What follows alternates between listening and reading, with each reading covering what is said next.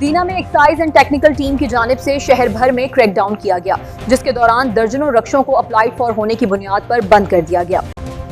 कार्रवाई के दौरान बड़ी गाड़ियों की भी चेकिंग की गई और मुतअद्दिद नॉन कस्टम पैड गाड़ियां तहवील में ले ली गई।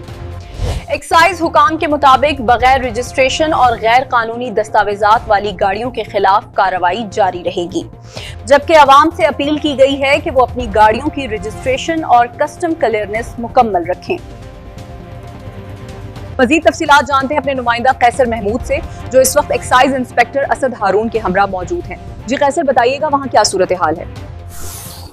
जी बिल्कुल, जैसा कि जिला भर में बगैर नंबर प्लेट गाड़ियों के खिलाफ क्रैकडाउन का सिलसिला जारी। हम इस वक्त बाईपास फाटक पर मौजूद है। हमारे साथ एक्साइज इंस्पेक्टर असद हारून साहब भी मौजूद है, जिस से जान लेते हैं कि ये क्या करते हैं।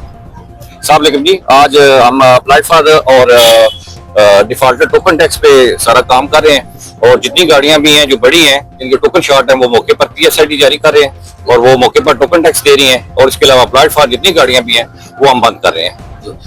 असद हारून साहब का कहना है कि जितनी भी अप्लाइड फॉर गाड़ियां हम उन्हें बंद कर रहे हैं। शुक्रिया कैसर महमूद, आपने हमें ताज़ा सूरत हाल से आगाह किया।